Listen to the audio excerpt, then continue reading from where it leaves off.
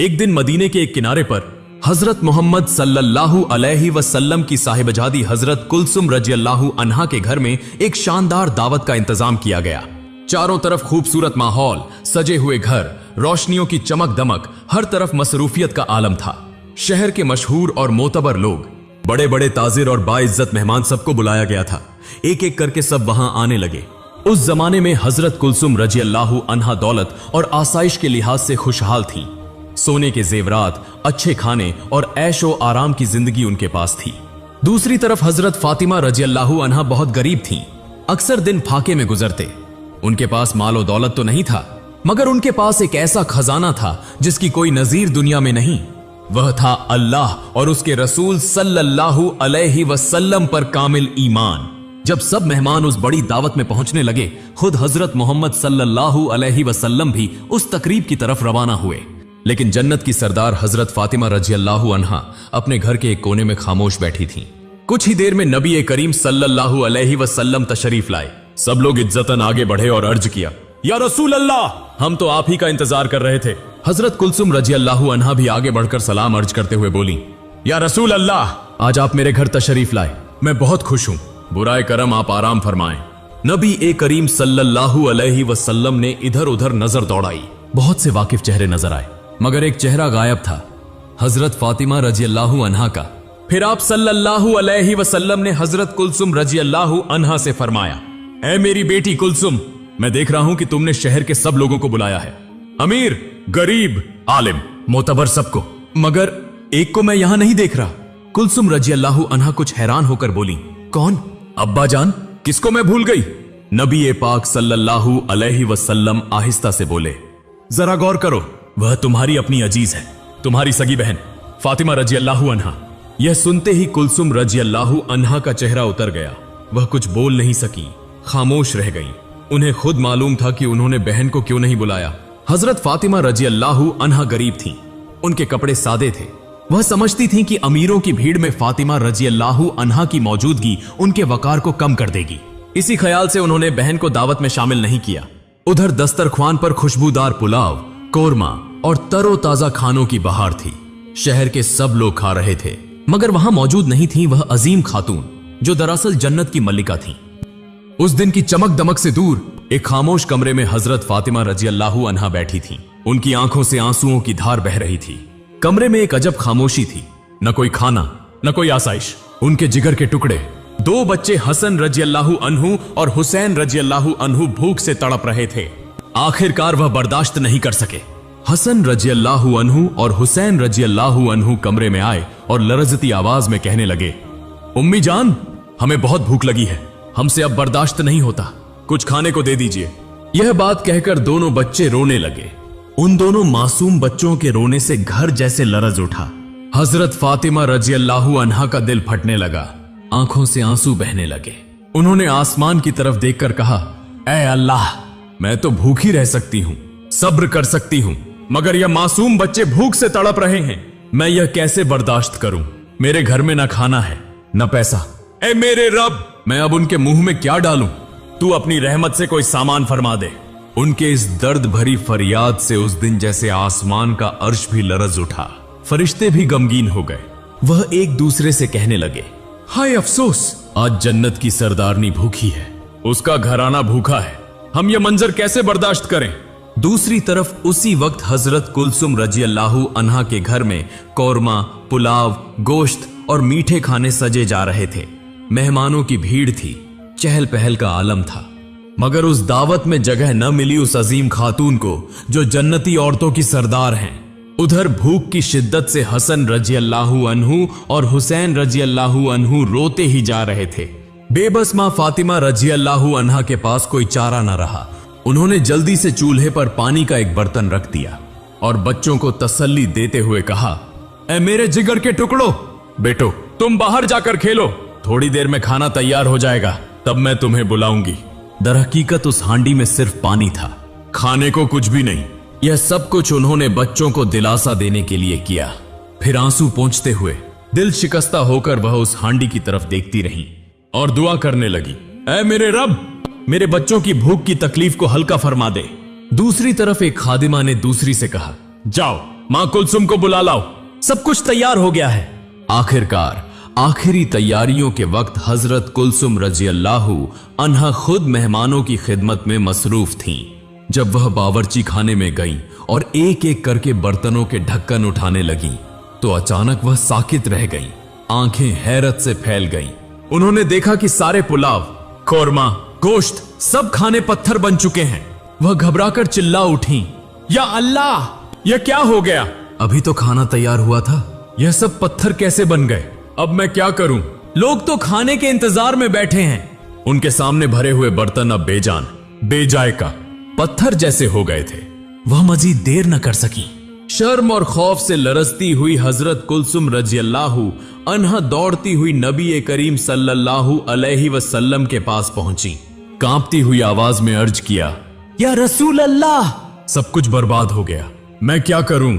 नबी अकरम सल्लल्लाहु अलैहि वसल्लम ने नरमी से फरमाया, मां कुलसुम, तुम्हें क्या हुआ? हजरत कुलसुम रजियल्लाहु अन्हा ने कहा, या रसूल अल्लाह, सारा खाना पत्थर बन गया है, यह क्यों हुआ? मैं कुछ नहीं समझ रही।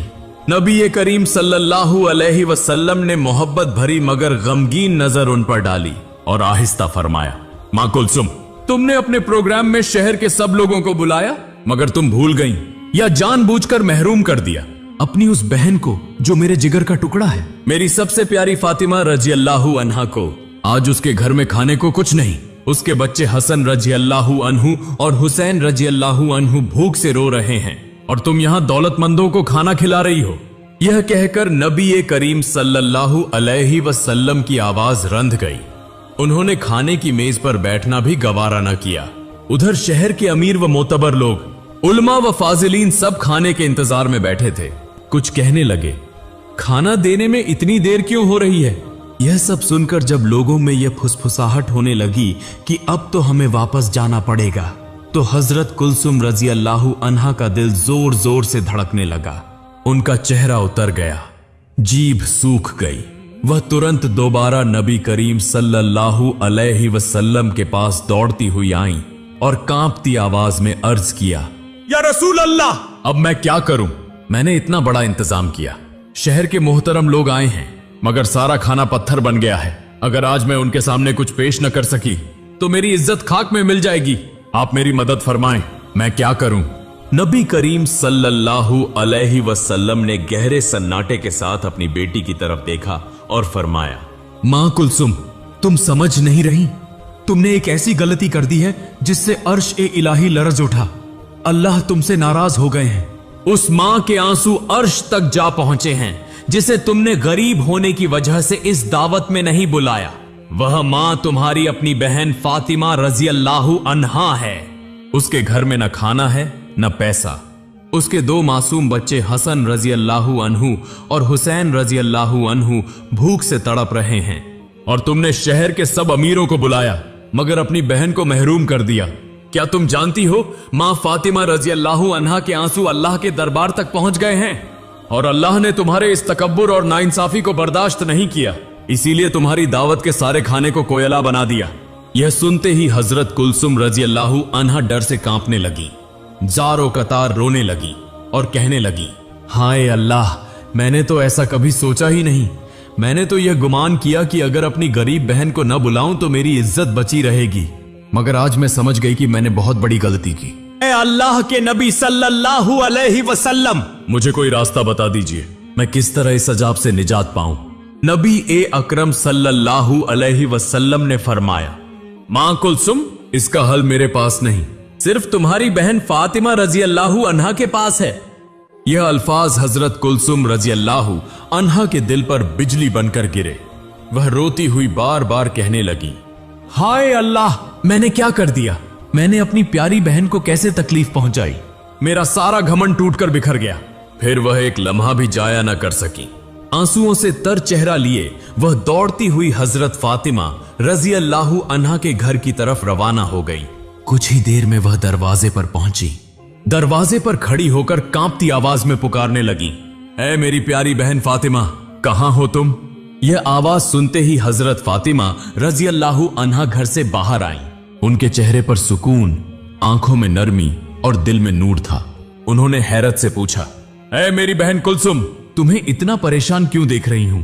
आज तो तुम्हारे घर बड़ी दावत है, बड़े बड़े लोग आए हैं, इस वक्त तुम मेरे पास क्यों आई?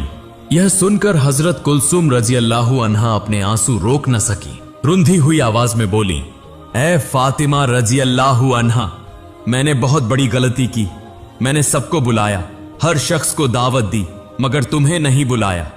मैंने समझा तुम गरीब हो, तुम्हारे कपड़े सादे हैं, अगर तुम आओगी तो मेरी इज्जत चली जाएगी। मगर आज समझ गई हूं, इज्जत इंसान के हाथ में नहीं, अल्लाह के हाथ में है। मेरी वह बड़ी दावत सारे खाने लम्हों में कोयला बन गए। अल्लाह मुझसे नाराज हो गए हैं। अब मैं क्या करूं बहन?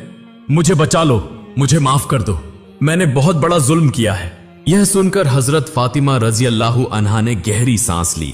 उनकी आवाज में मोहब्बत भी थी और माफी की खुशबू भी। वह मुस्कुराकर बोली, बहन कुलसुम, मैंने तो कुछ भी दिल पर नहीं लिया। मैं जानती हूं तुमने लोगों की इज्जत व एहतराम का ख्याल करते हुए मुझे दावत नहीं दी। मेरे दिल में तुम्हारे लिए कोई शिकवा नहीं है। यह सुनकर कुलसुम रोते हुए बोली, नहीं बहन, बात इतनी आसान नहीं है। हमारे वालिद मोहतरम अल्लाह के रसूल सल्लल्लाहु अलैहि वसल्लम ने खुद फरमाया है, तुम्हारी दुआ और तुम्हारी माफी के बगैर मेरी इस मुसीबत से निजात मुमकिन नहीं। अगर तुम अभी मेरे साथ न चलो तो मैं शहर के मेहमानों के सामने शर्म से मुंह नहीं दिखा सकूंगी। चलो बहन, तुम्हारी मौजूदगी ही से अल्लाह हम पर रहम फरमाएंगे। फातिमा रजी अल्लाहु अन्हा की आंखों से आंसू बह निकले। उन्होंने आहिस्ता से सर हिलाया और शफकत भरी आवाज में कहा, चलो ऐ मेरी बहन, मैं तुम्हारे साथ चलती हूं। यकीनन अल्लाह रब्बुल आलमीन बख्शने वाला है, वह हम पर जरूर रहम फरमाएगा। फिर हजरत फातिमा रजी अल्लाहु अन्हा हसन और हुसैन रजी अल्लाहु अन्हुमा को साथ लेकर बहन कुलसुम के घर की तरफ रवाना हुई। जब वह वहां पहुंची तो देखा दरबार मेहमानों से भरा हुआ है। शहर के मोहतरम लोग बैठे हैं और उनके सामने अल्लाह के रसूल सल्लल्लाहु अलैहि वसल्लम तशरीफ फरमा हैं। उनकी आंखों में शफकत थी मगर चेहरे पर सजीदगी। फातिमा आगे बढ़ी, सलाम किया, अस्सलामु अलैकुम, ए मेरे वालिद मोहतरम, ए अल्लाह के रसूल सल्लल्लाहु अलैहि वसल्लम, मैं हाजिर हो गई हूं। रसूल सल्लल्लाहु अलैहि वसल्लम ने सलाम का जवाब दिया और मोहब्बत भरी निगाह से फरमाया, ए फातिमा, मैं तुम्हारा ही इंतजार कर रहा था। फातिमा बोली, या रसूल अल्लाह। कुलसुम मेरे घर आई और मुझे साथ ले गई। रसूल सल्लल्लाहु अलैहि वसल्लम ने आहिस्तगी से फरमाया, ऐ फातिमा, तुम्हारी बहन ने एक बड़ी गलती की है। उसने घमंड में आकर तुम्हें दावत नहीं दी। अल्लाह रब्बुल आलमीन ने तुम्हारा दुख देखा, तुम्हारे बच्चों की भूख देखी, इसीलिए उसका अर्श लरज उठा और इसी वजह से दावत का सारा खाना कोयला बन गया। अब तुम्हारी बहन सख्त परेशानी में है। अगर यह मसला हल न हुआ तो मेहमानों के सामने उसकी इज्जत बाकी नहीं रहेगी। ऐ फातिमा, इस मुसीबत का हल तुम्हारे ही हाथ में है। हजरत फातिमा रजी अल्लाहु अन्हा ने अजीजी से कहा, या रसूल अल्लाह, मैं क्या कर सकती हूँ? अल्लाह की रजा के लिए मुझे क्या करना चाहिए? रसूल अल्लाह सल्लल्लाहु अलैहि वसल्लम ने नरमी से फरमाया, ऐ फातिमा, अगर तुम दिल से अपनी बहन कुलसुम को माफ कर दो और अल्लाह के हुजूर हाथ उठाकर दुआ करो तो अल्लाह ताला जरूर इस मुसीबत का हल फरमा देंगे। फातिमा की आंखों से आंसू बहने लगे। उन्होंने कहा, ठीक है अब्बा जान, मैं जा रही हूं। फिर हजरत फातिमा रजी अल्लाहु अन्हा बहन कुलसुम को लेकर बावर्ची खाने में गईं, जहां कुछ देर पहले लजीज खाना कोयला बन चुका था। कमरे में मुकम्मल खामोशी थी। मेहमानों में फुसफुसाहट हो रही थी और कुलसुम के चेहरे पर खौफ व घबराहट के असर थे। मां फातिमा ने अल्लाह का नाम लेकर कहा, बिस्मिल्लाहिर्रहमानिर्रहीम, सब खाने के बर्तन कपड़े से ढांक दो। फिर आंखों में आंसू लिए आसमान की तरफ हाथ उठाकर दुआ की, ऐ अल्लाह, ऐ मेरे रब, तू गवाह रह, मैंने अपनी बहन को माफ कर दिया। मैंने अपनी तकलीफ, अपने बच्चों की भूख, सब कुछ तेरे लिए सब्र से बर्दाश्त किया। ऐ अल्लाह, हम पर रहम फरमा, हमारी इज्जत व आबरू की हिफाजत फरमा, तू ही इज्जत देने वाला है। फिर उन्होंने कहा, बहन, अब बर्तनों से कपड़ा हटा दो। कुलसुम ने कांपते हाथों से कपड़ा उठाया और हैरत से आंखें फटी की फटी रह गईं। पुकार उठी, सुबहान अल्लाह। जो खाना कोयला बन गया था वह फिर से लजीज खाने में तब्दील हो चुका था। गोश्त, पुलाव, कुरमा सब पहले की तरह चमक रहे थे, जैसे कुछ हुआ ही ना हो। कुलसुम सजदे में गिर पड़ी, दुआ करते हुए बोली, अल्हम्दुलिल्लाह, ए अल्लाह, तू कितना अजीम है, तू कितना मेहरबान है, तूने मुझे बचा लिया। हजरत फातिमा रजी अल्लाहु अन्हा ने आंसू भरी आंखों से शुक्र अदा किया। ए अल्लाह, तूने हमारी इज्जत रख ली, तेरे ही करम से सब मुमकिन हुआ। कुलसुम उस वक्त अपनी बहन को गले लगाकर रोते हुए बोली, हे फातिमा, मुझे माफ कर दो, मैं घमंड में अंधी हो गई थी। माल व दौलत और रुतबे के फरेब में मैंने बहुत बड़ी गलती कर दी थी। फिर मां फातिमा और कुलसुम नबी करीम सल्लल्लाहु अलैहि वसल्लम के हुजूर हाजिर हुई।